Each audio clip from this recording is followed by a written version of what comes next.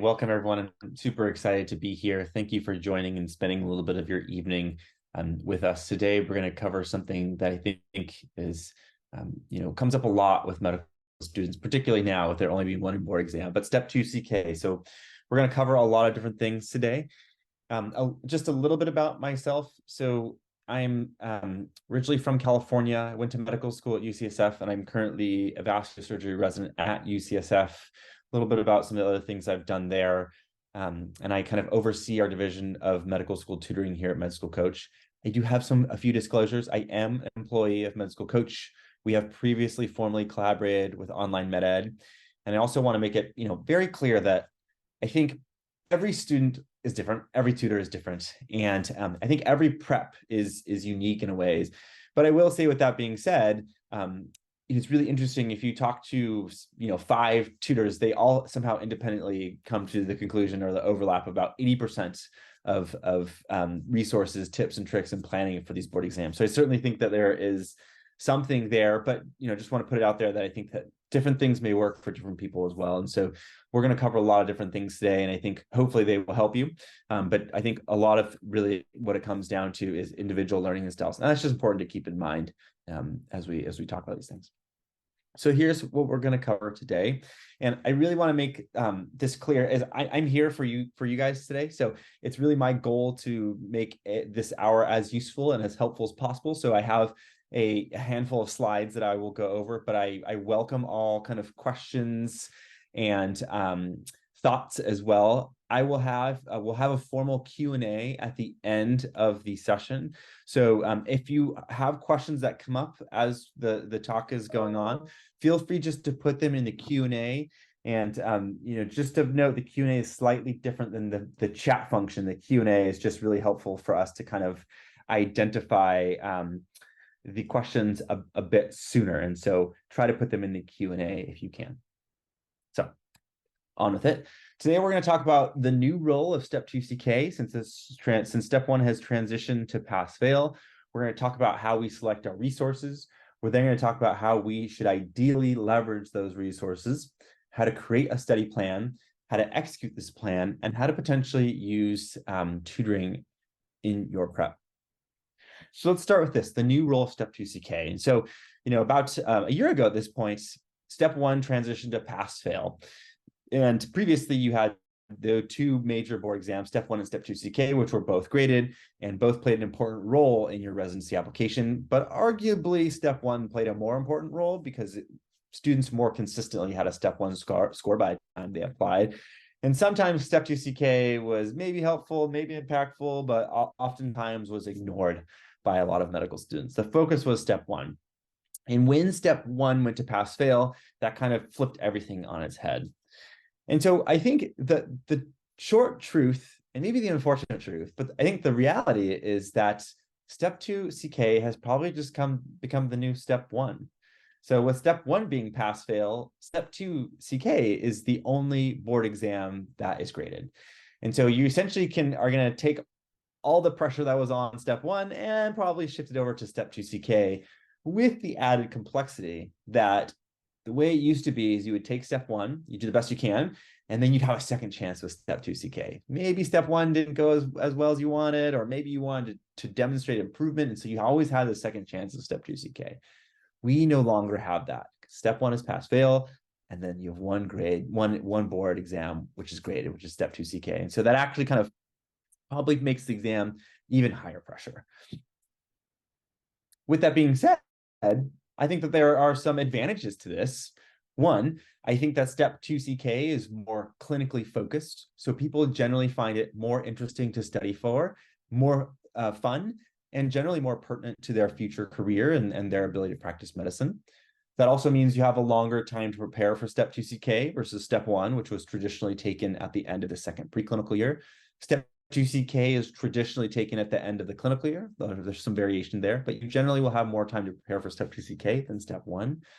And I think a real advantage is Step 2 CK is usually taken at the end of the clinical year. So you've had all your clinical rotations, and at the end of each of these clinical rotations, you have a shelf exam.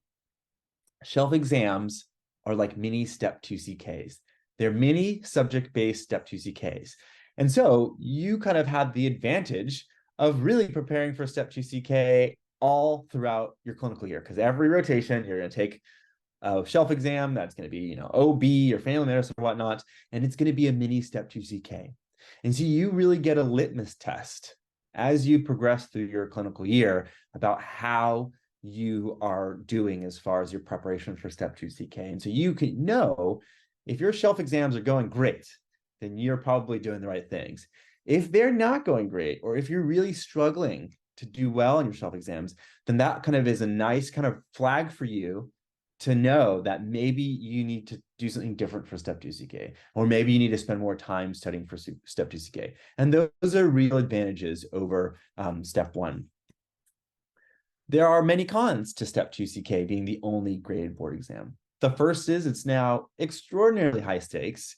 You have one board exam that's graded, and you have no chance for a second take or a second chance if you pass, and you can't make it up with a different board exam score. So there's no chance to recover as well. Step 2 CK is slightly longer than Step 1, an hour longer. And I think there are less defined resources for Step 2 CK. For Step 1, there was like a handful of resources that pretty much everyone used. And if you stuck with that, you're pretty safe. Step 2 CK, there's a lot more variability. There's variability in your shelf exam preparation. There's variability in all the resources available. And I think people get really anxious over that. So let's talk about that. How do we go about choosing our resources? So I think this is probably one of the most fundamentally important parts of your preparation. If you're studying the wrong things and you're learning the wrong things, it's probably not going to translate over to a great score on your exam. So it's really important that you choose the resources that are going to give you the most bang for your buck. I really think here less is more. I've worked with hundreds of students over the years, and I can tell you that I've never had a student come who's struggling who didn't have enough resources. In fact, it is the opposite. Students come, they have 10, 15 resources that they've kind of dabbled in. Right? They've read some of this, they watched some of those videos, but they've never really thoroughly gone through any of them. And I think that you really want to go with a less is more approach here. Choose a handful of good resources and invest the time to do a deep dive into them. And that's ultimately going to give you a high yield. I think one thing is reflecting and being honest with yourself. Are you someone who has struggled in the past, either in medical school or on your board exams? Because if either of those are true, you really want to be honest with yourself and make sure that you give yourself adequate runway to study for Step 2 CK. And that takes a little bit of reflection, some honesty with yourself. I think that's also important in understanding what kind of a learner you are. If you've never used flashcards in your entire life and you've done well in your classes, probably not the best time to start using them now. And so you want to reflect, be honest with yourself. What has worked for you or what hasn't worked for you in the past?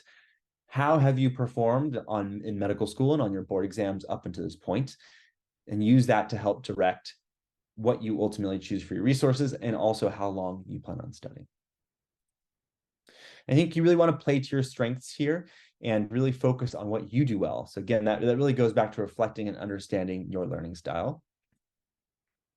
And it's really important to just make a plan and put blinders on and stick with it. I cannot tell you how easy it is to be at the library and to be working hard and you look over and you see so-and-so with a different book. And you're like, gosh, man, wish I had that book. And you get that book and you dabble in that book and then you leave your other resources behind. And the next week you see someone else with a fancy new question bank. And you're like, gosh, I wish I got that question bank. That looks great. You really want to just make your plan, stick with your plan, and focus on yourself and your progress. You really want to try to avoid comparing yourself to others and getting distracted by new fancy things or new fancy resources. Really make a plan and stick with it. So we're going to talk a lot about the dedicated period here, dedicated study period. Now, when you're choosing your resources, there's a lot of variability here, but I think there's a handful of staples that everyone should have as part of their resources. And I don't think anyone really needs much more. You potentially could add on a resource or two, but I think you really want to keep this as minimalist as possible. So I think online med-ed provides really robust Step 2 CK materials, from their videos to their note sets to their questions. I think particularly if you're an audio or visual learner, really nice to be able to reference these videos. I think they're very high quality. I think Amboss is a really strong question bank, and I think it's really great for getting your feet wet, right? So with some questions. So you want to do questions, but you don't quite want to use UWorld yet because you want to save UWorld for right before your exam. Amboss is a really great resource to have additional questions. They also have great explanations for the questions and flashcards and a note library as well. I think UWorld is, most people would agree, UWorld is probably the most important question bank that you will need. I would not recommend that anyone take the exam without going through UWorld once. Again, I kind of think of UWorld being the staple of question banks and Amboss being a great resource to kind of supplement it. And there's this aspect of these board exams, which is frustrating, but also just true, that there is a large element of memorization, right? Everyone tells you don't memorize for the board exams, you learn the material, and then it all makes sense. And I think that that is true to a certain extent. It is really important for you to understand pathophysiology. It's really important for you to understand essential medical concepts, but there's also just a very simple element of memorization. Not for everything, but maybe 5 to 10% of the exam is memorization. How does this medication work? What are adverse effects? What is the diagnostic pathway for this disease? What is a first-line treatment? What is a second-line treatment? Things like that, which it's really important to fundamentally understand the processes and the pathways behind those. But you also need to know, there's also an element of memorization. Memorization is best done over a long period of time, right? And so it's really important that when you're studying, you develop a habit for working on memorization of these small details every day for a little bit of the day, 30 minutes, an hour every day. And you do that kind of repetition over a month, 2 or 3 months, and that is going to really allow those small details to really stick in your memory. And so I think how you go about working on that memorization is unique to everybody. And I think that you should ultimately do what works for you. Things that come up often are things like Anki, so digital flashcards, physical flashcards. I know students who have done like note sets that they reviewed frequently, or tables and diagrams that they would repeatedly repeat or draw out. Whatever you have done previously, do that and work on it a little bit every day, 1 to 2 hours every day for your entire study period. You're just reviewing these small details, and you will see as you progress through your study period, those small details actually gets pretty long. And you're not going to be able to cover them every day, but you will be able to cover a portion. And then you just, when you get to the end of it, you go back to the beginning and you repeat. I will say Anki is nice because it has a built-in spaced repetition tool. So it essentially will show you your card again when you're on a timeline to see it again, because based on your previous answers to the cards. And so that's kind of nice because it takes one step off your table and it kind of does it for you. But whatever it is, whether it's Anki, physical flashcards, note sets, you really want to dedicate a little bit of time every day towards memorization and add to that as you're studying. So as you get a question wrong, you're like, gosh, all I need to know is this detail to get that question right. Let me put that in my note sets. What is the most common adverse effect of X medication? And you'll see that again. And that is critically important. And the consistency is really important here. I've also seen people spend hours building like the world's greatest Anki deck, but there's like 2,000 cards and they do 5 a day, and they're overwhelmed with cards. That is a waste of time to spend that much effort into creating a resource and then not ultimately using it. So it's also really important here to be realistic and honest with yourself. Can you do 50 flashcards a day? If so, great. If you can't, you need to find a different modality. Now, these are what I call our Step 2 CK staples. Pretty much everyone prepared for the exam should at least try to use these resources. Now, there's a few other things that come up often. in students prep and their questions, and I get questions about these resources. Now, one is Step Up to Medicine. And for those who don't know, Step Up to Medicine is just a textbook. It's really long. It's really comprehensive. It may be too long, and it may be too in the weeds. It may not be realistic to make your way through it. Master the Boards. The series is also, I think it's comprehensive, but it's also very long, and it's not really well organized, in my opinion. Step 2 CK Secrets, I think is a decent review source for like a quick review. And for those who don't know, it's essentially a book with bullet points of things you should know for Step 2 CK. I don't think anyone is going to perform well on exam by memorizing bullet points, but if you've completed your prep and you have a little bit of time every day and you want to keep working on something, I do think that it could be useful for you to kind of review before the exam a little bit every day. Google is an excellent resource. YouTube is an excellent resource as well. The best part of both of them is they're free. So YouTube, I think, is really excellent for getting videos or explanations of concepts. I also find Google to be really useful for like diagnostic and radiographic imaging. And so it's not super common, but oftentimes you'll get imaging studies on Step 2 CK. And it's nice to have seen that before. Radiopedia is a website that has examples of a lot of pathologies, CT scans, MRIs, X-rays.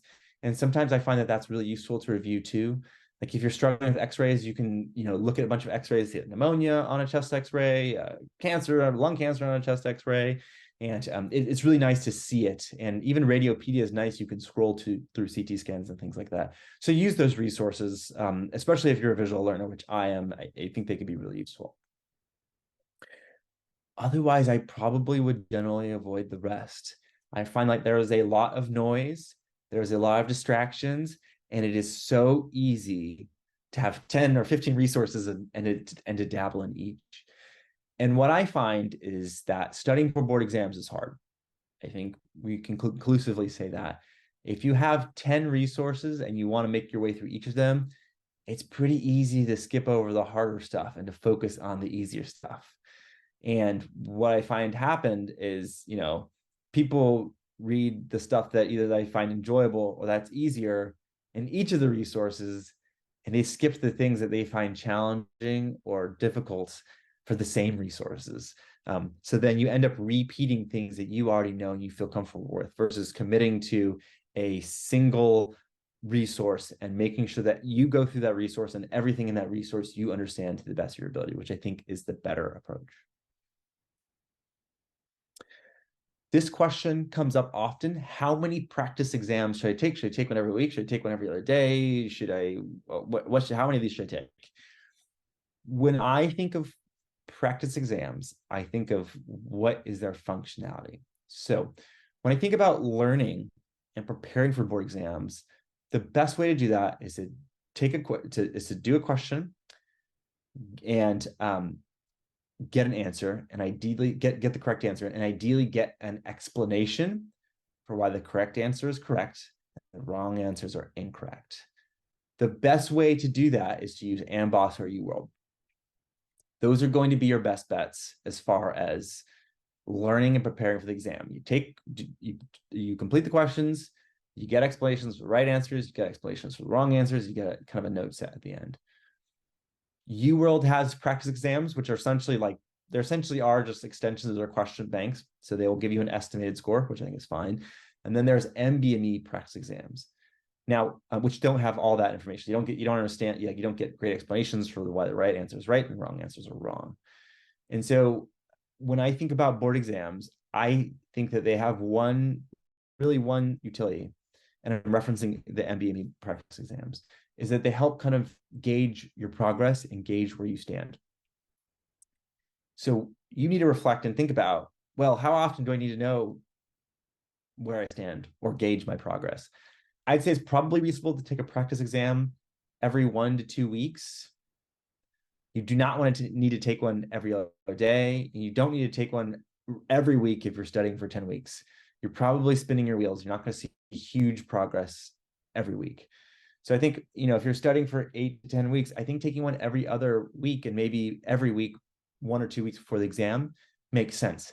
It'll help you gauge your progress and how things are progressing, and how kind of where you stand. Another way that practice exams can be helpful is if you're borderline on a score before you take the exam. Now, it doesn't matter. This is totally dependent on what your goals are. Maybe your goal is a 270, maybe your goal is to pass.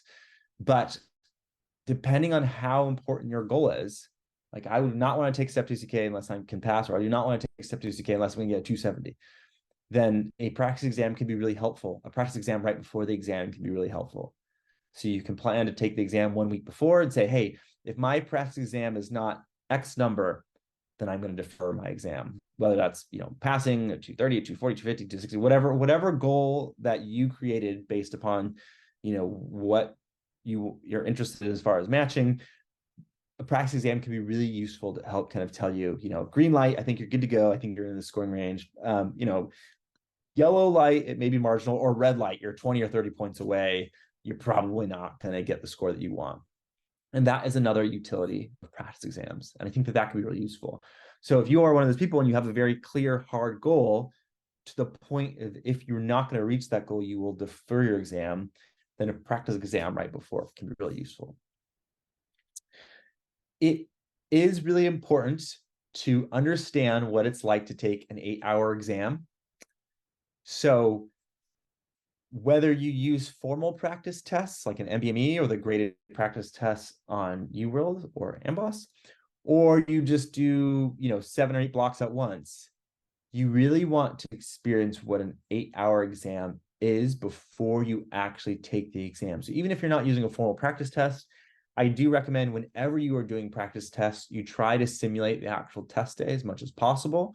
Whether that means you add other blocks from UWorld or whatever, but I do think it is important to kind of understand what the experience is like to take an exam that long, and how you plan on partitioning your breaks in, and what kind of snacks you want to eat, and if you want to have coffee or not. You don't want to figure that out and discover that on the day of your exam. And so you can simulate that beforehand.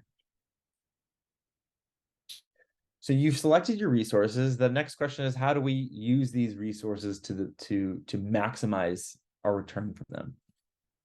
I think there's a few things that are important to keep in mind. So if you have ultimately chosen a textbook to study for your board exams, like Step Up to Medicine, then I think it's really important that as you're making your way through the book, you aren't just reading words.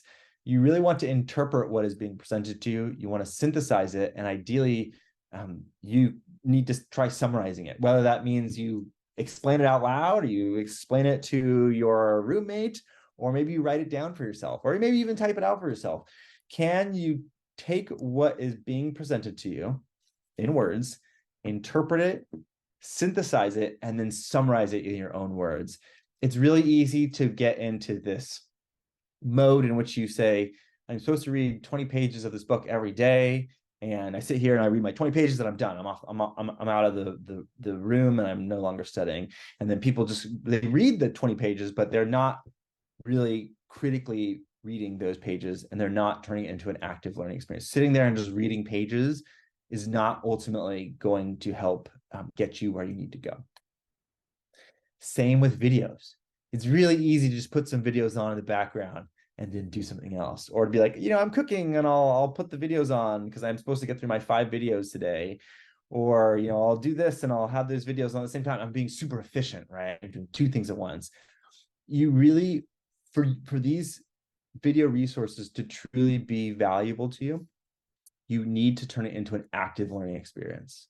So you need to pause, you need to write down notes, you need to rewind, you need to pause and explain it to yourself, and then rewind and see if that makes sense.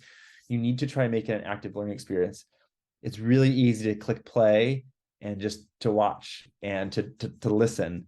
And I think as you become tired, or if the day is late, it's really easy to not pay that close attention to a video. And so you want to do your best to try and make it an active learning experience.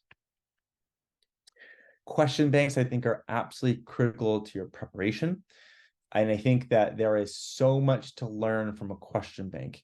You can learn something from the question stems, you can learn something from the answer choices, and you can learn something from the explanations as well. You always want to do your question banks timed and on random. It's going to be a lot easier to get a question right if you can spend 10 minutes on it and you know it's going to be related to cardiology because you chose that section or whatnot. And so it really diminishes the value of the question bank if you're doing it in tutor mode or if you're doing it by subject. You ideally want to always do them timed and at random. And you do that for 2,000 or 3,000 questions. And then by the time you sit for the exam, you know exactly how much time you should be spending on a question before you skip it or before you just guess and move on, because you will have trained yourself what that timing is. It can be very confusing if you're used to spending 5 or 10 minutes on a question and you try to speed up. I think there's one exception to this, and that is if you're really early in your studying and you just want to do some extra questions just for some extra learning, but you're like, maybe you're not even dedicated yet, but you're before dedicated. And in that case, I recommend using a question bank other than UWorld, like Amboss, and then you could do it by subject. But even then, I still would recommend doing it timed. I just think there's so much more value in doing them timed than by tutor mode. And when we're talking about our memorization, that one's really simple. You just have to be consistent. Very, very consistent every day for whatever time you allot it, an hour or two. And you just got to try to do your best to stick with that. Try not to make excuses for why not to do that. If you are consistently working on your memorization and working on these small details, they will begin to stick. It's just going to take some time. The real pitfall here is when people, you skip a day and you skip 2 days and you skip 4 days and you realize your week of memorization turned into a day or two. And when you're also thinking about spaced repetition, it doesn't work quite well if you are kicking the can down the road. So you want to do your best to try to be consistent here. And again, be honest with yourself. When you're making a study plan, when you're choosing your resources, if you are somebody who it's not going to happen, you can't do flashcards for an hour or two every day, just be honest with yourself and don't even try to do it to begin with, or you will spin your wheels for a week or two. You'll become very frustrated, and then you'll go back to square one. You'll probably remove it anyways. If you're someone who doesn't do textbooks, don't try using a textbook. If you're someone who doesn't use videos, try not to use videos. If you're someone that doesn't use flashcards, don't use flashcards. Be honest with yourself and do what you think is going to be realistic, and make that plan, and then just commit to sticking to it. I hear this a lot, but Jack and Jill, they both scored, 275 using this resource, and you just fill in the blank for what that resource is. And again, I really would encourage you to put those blinders on. Everyone is different. Everyone has a different approach to learning. Just because someone used this resource and they scored really high, there's really not a lot to take from that. And you would best spend your time focused on the plan, on completing the plan that you ultimately set forth. This question comes up often and actually is in our chat right now. What do we think of first aid? So I get this question a lot. Should I review first aid for step 1 again? I think no. And so I think, first of all, I do not think it makes a lot of sense to review first aid for step 1 again. There is a lot of overlap between step 1 and step 2 CK, but your time is probably still better spent on step 2 CK specific resources. So if you reviewed first aid for step 1 again, would it be completely worthless? Well, probably not, but it's not going to be as efficient as it would be for step 2 CK specific exam. And same with first aid for step 2 CK. I just find that it's not as good of a resource for the exam as other resources are. I think it's kind of a convoluted textbook. First aid for step 1, I think fundamentally makes more sense. For first aid for step 2 CK, I find it should be not as good.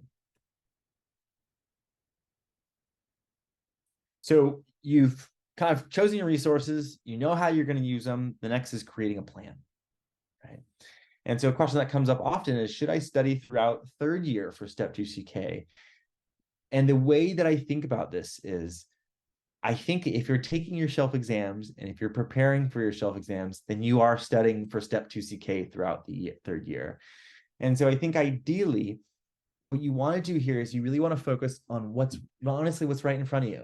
So when you're on OB-GYN, try to learn everything OB-GYN and take all the UWorld question or AMBOSS questions for OB-GYN, and read the OB-GYN resources and just learn as much as you can. And then you're probably going to be in a good position for Step 2 CK when it comes to that subject. And so you want to do that throughout all of third year. You really want to dive into each specialty, immerse yourself, learn it to your best of your ability. That will translate to better shelf exam scores. That will then subsequently translate to a better Step 2 CK score. So I don't think that you need to be cracking out all of these resources like Step Up to Medicine or anything like that. I really would focus on the specialty that's right in front of you. Now, when I think about creating a study plan, I really kind of think about like this pre-dedicated or this third year is like the foundations to your knowledge. It's like the groundwork. And when I think about your dedicated study period, I really think about that as you focusing for the performance, the game, the exam. The difference is you're pre-dedicated, your third work. It's like your conditioning. You're like learning everything, you're trying to memorize things. And when it comes to dedicated, and pre-dedicated, you're just trying to get all that content and concepts into your mind so you understand it, so you learn it. When it comes to your dedicated study period, you are then transitioning from this just taking all the knowledge in to then taking the knowledge and learning to apply it to a multiple choice exam. And that's when you're preparing for like this game or this performance here. And that's when you want to transition to doing more things like question banks and trying to fill in the knowledge gaps. You don't want to go back to the beginning and be like, what is heart failure? If you were consistently getting those questions wrong, then it makes sense to probably pause and go back and work on that content. But you really want to spend your pre-dedicated, your third year, really trying to understand the fundamentals about what's going to be on the exam, and you're dedicated working then on memorization. How do I apply these concepts to a multiple choice exam? So what that means is I think when during your pre-dedicated or your third year, I think you really want to focus on things like content review, focus by rotation. I think you really want to aim to finish a question bank that's ideally done alongside your rotations, whether that's UWorld or AMBOSS. I think it's totally fine to do UWorld throughout the year and then to reset it for your dedicated study period. I think over a year, you probably forget a lot of those questions. But if you don't want to do that and you want two separate question banks, which I think is fine too, then I recommend using AMBOSS during your pre-dedicated or third year, and then switching to UWorld for your dedicated. I think that's just because UWorld is just slightly more representative of how the questions on the actual exam are. So you want to try to finish your content review, your textbooks, your online med-ed videos, and you want to slowly begin your memorization. So that hour every day working on those memorization, those skills, and your question banks as well. Whereas when you come to dedicated, this is really, really where you really want to pivot to focus on, again, how do I take this knowledge that I've worked to understand to gain and apply it to a multiple choice exam? The best way to do that, questions. In this case, UWorld, because I think, again, they're just most representative of the actual exam. Here, you really want to focus on doing question banks.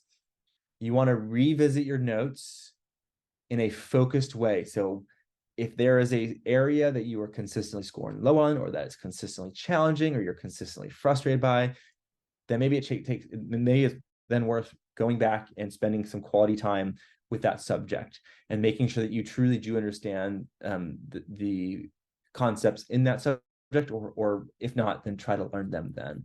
And here's where you really want to kind of go hard and focus on your memorization as well. So again, here you're really trying to take that knowledge and to cement it into a ability to answer questions as accurately as you can, as quickly as you can, which is ultimately what the exam is going to ask for you to do. Answer as many questions within the certain time period in as correct a way as possible. And I think if you then learn how to do that as well as you can, then that will ultimately prepare you for the exam.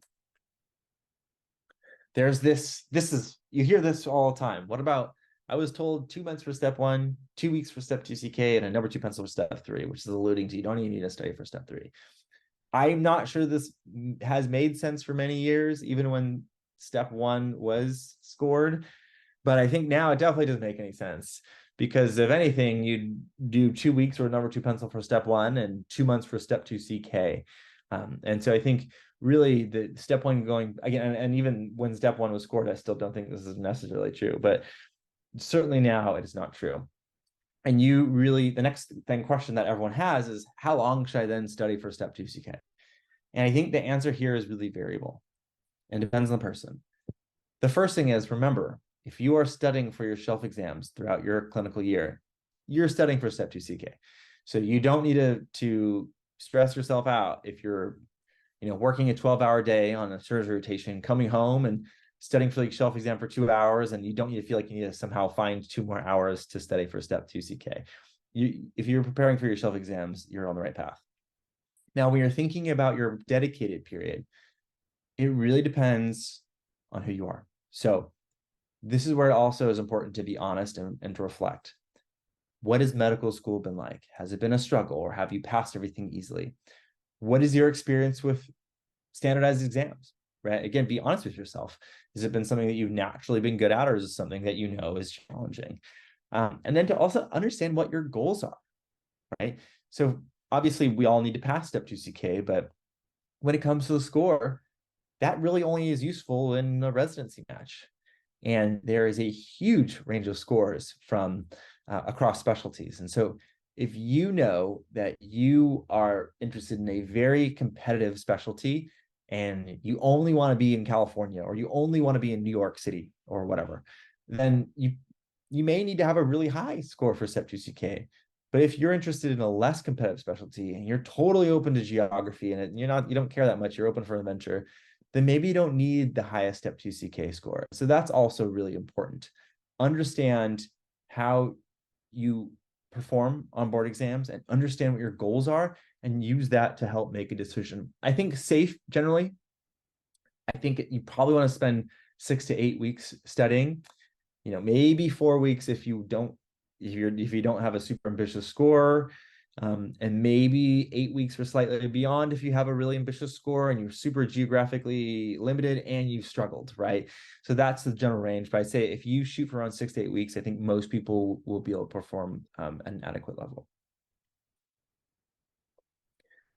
There is also this kind of idea that, if 2 months is good, then is 6 months 3 times as good. What about 12 months? If 12 months is good, is that going to be 6 times as good as 2 months?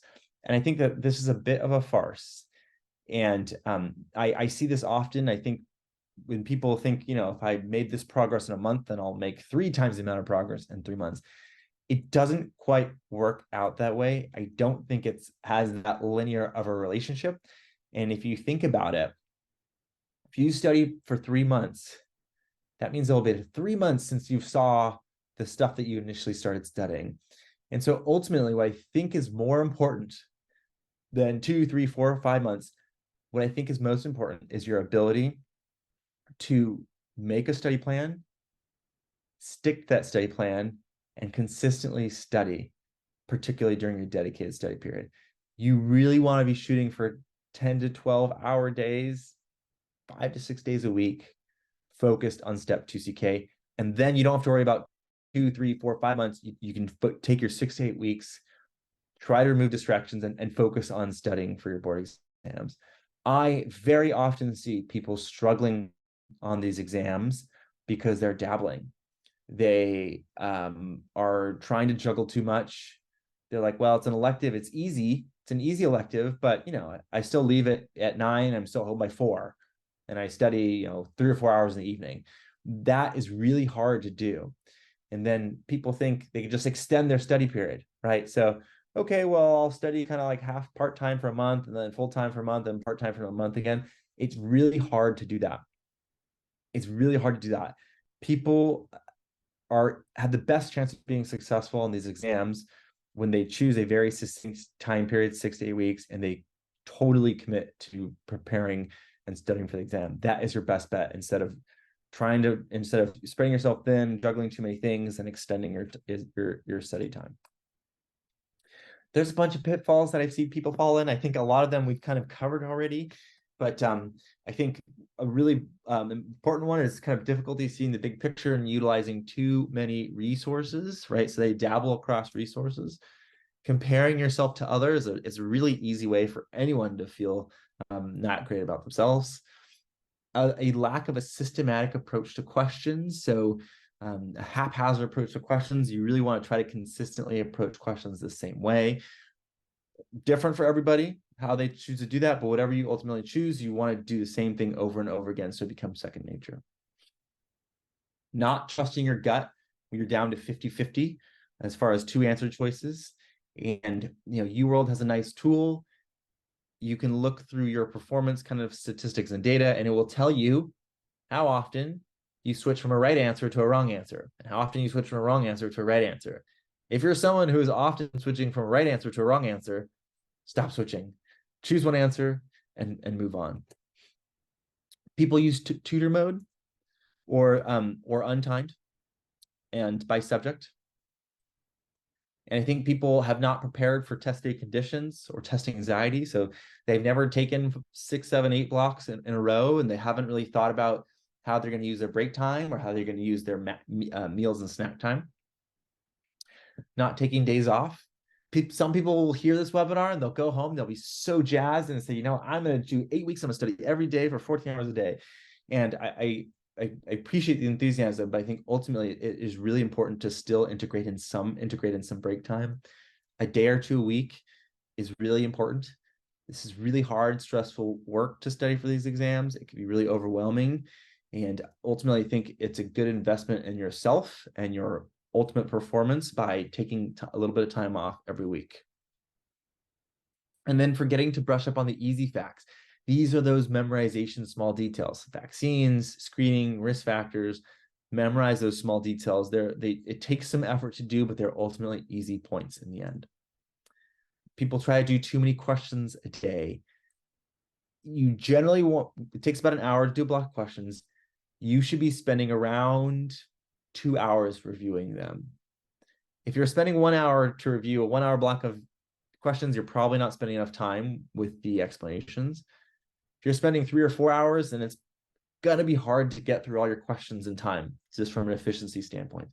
So you want to make sure and you want to understand where you are. You want to make sure you do that many questions per day and try not to do too many, and certainly make sure you're still doing enough to get through your question banks.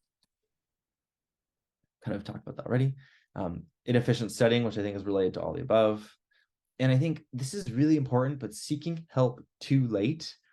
Obviously we offer tutoring services, and so we work with people who come and get tutoring, but I will tell you, it is a lot easier to help somebody and to make an impact on their outcome if they come to us 3, 4, 8, 12 weeks before their exam versus 12 days before their exam.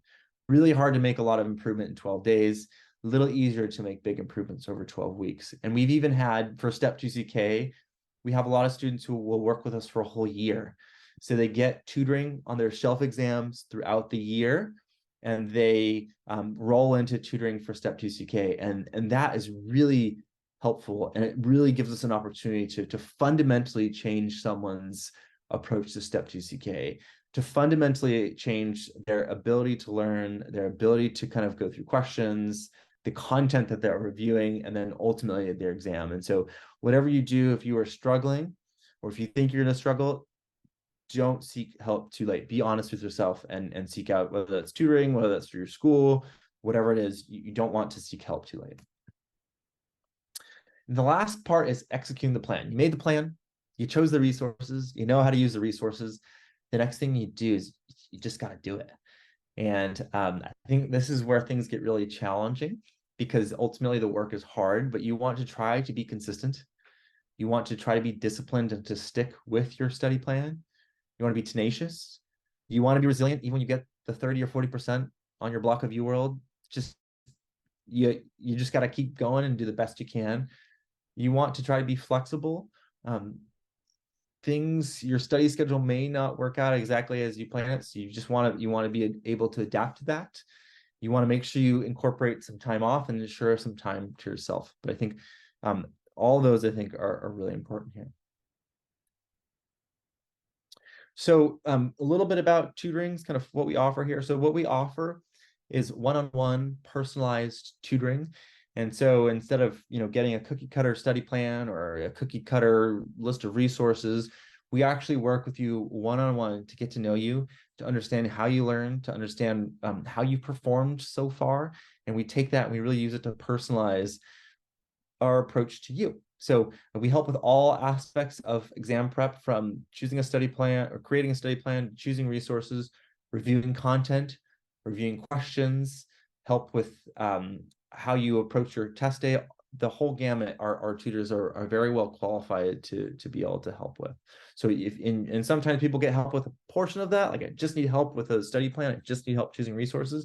And sometimes people get help with the whole gamut, which I think is ultimately the most useful. But wherever you are in your study plan and whatever you're struggling with, we have folks who can help you.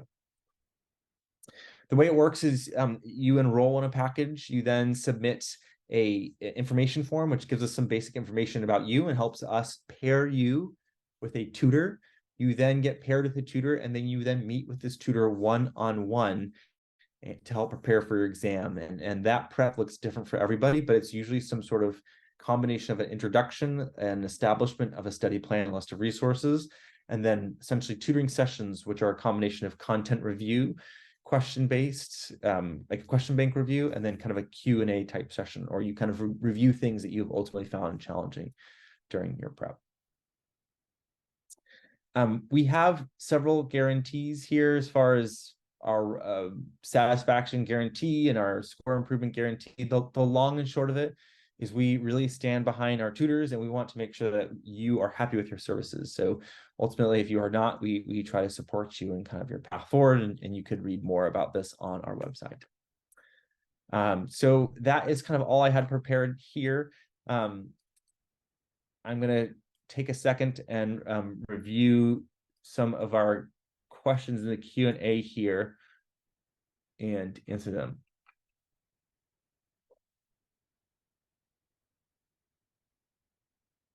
So there's a question in the chat that says, is going through the UWorld Step 2 CK question bank systematically first, then taking the individual MBME forms bad? I use the UWorld bank as my main study material. Doesn't make sense for randomizing. In this case, what I would do is I would, this is a great kind of scenario where a second question bank is really useful. So I would actually recommend using maybe AMBOSS as like a primary learning learning resource. And you can consider doing that untimed or by subject if that's what you're doing right now and that's what's working for you. And then saving UWorld for random timed prep before your exam, whatever, several weeks before your exam is probably what I would lean towards here. My concern with leading with UWorld is that, let's say you go through all UWorld and you have 2 or 4 weeks before your exam, and you just did all the UWorld questions and you did them, on tutor mode or whatnot, or by subject, and it's really hard. At that point, you've kind of memorized them, and so it's really hard to kind of start fresh from there. I answered a little bit about these already as far as amount of time for Step 2 CK. I mentioned what I thought about boards and beyond. Same with UWorld. I think it's totally okay if you want to use UWorld throughout your clinical year and reset before you're dedicated. I think that's totally reasonable. And you can even consider doing like a combination of UWorld and AMBOSS during your clinical year if you want additional questions for rotations. And then that would be kind of nice because it gives you a little bit more content throughout your year as well. And then right at your dedicated, then you can reset your UWorld, and then you're fresh, and you can use it as far as like a primary resource for your exam. If you are taking COMLEX and USMLE exams and you want to approach it slightly differently, so I never took the COMLEX exam. I work alongside a lot of tutors who do, and I spent a lot of time with them to understand what their best approach is. And after kind of spending a lot of time with them, their general approach is primarily studying for Step 2 CK, scheduling level 2 a week or 2 later. And so you prepare primarily for Step 2 CK, you take the exam in that week or 2, you then you switch to COMLEX specific question banks and do as many of those questions as you can before taking level 2. But ultimately, they feel that the content on level 2 is very similar to Step 2 CK, ultimately it's just the design of the question that is a little different. And so it makes sense to gather all the content in your mind, take step 2 CK, and then try to leave yourself a week or two to just do as many COMLEX questions as you can, just so you get more used to that style of question.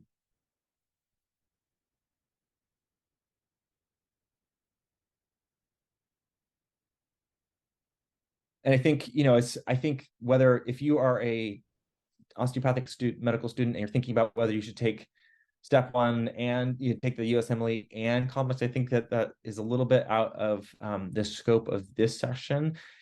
But ultimately, it probably depends on what your goals are as far as what you would like to match into residency. I think generally more competitive specialties, more competitive residencies also want USMLE scores as well. So you just want to keep that in the back of your mind. If you are planning on applying to like a really competitive subspecialty or a really competitive geography, you're an osteopathic student, then you probably want to take the USMLE and COMLEX as well.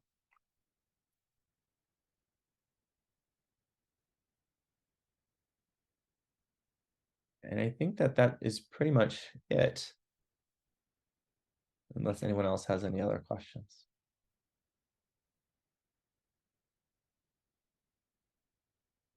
All right, well, I just want to make sure I respect everyone's time here. We could end a couple minutes early. Thank you everybody for joining me. I think this was a lot of fun. Hopefully you found it to be really useful and beneficial. And if you have any other questions, or if you want to learn a bit more about Med School Coach or some of the tutoring services we offered, Gary is going to share a QR code with you, so you could just scan that, or you could just Google Med School Coach. It's all online. But again, I really appreciate your guys' time. I hope you found this useful, and good luck studying. Okay, we hope we get a chance to work with you.